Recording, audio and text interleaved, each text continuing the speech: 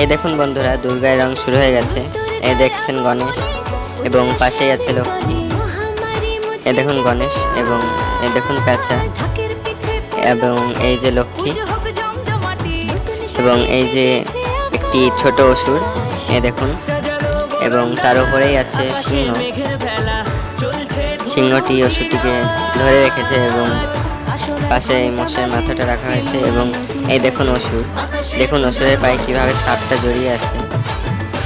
এই যে দেখছেন, পুরোটা রং করা হয়নি, এখনো অনেকটাই বাকি আছে, কিন্তু আসলে অনেকটা রং হয়ে গেছে। এই ভিডিওটা কিছুদিন আগের।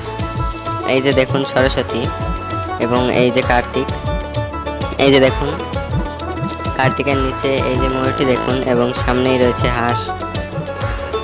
সাবস্ক্রাইব করুন, দুর্গা ঠাকুর আসছে, প্রায় রেডি হয়েই গেছে, কিছুদিন পরেই ভিডিওটি আপলোড করব।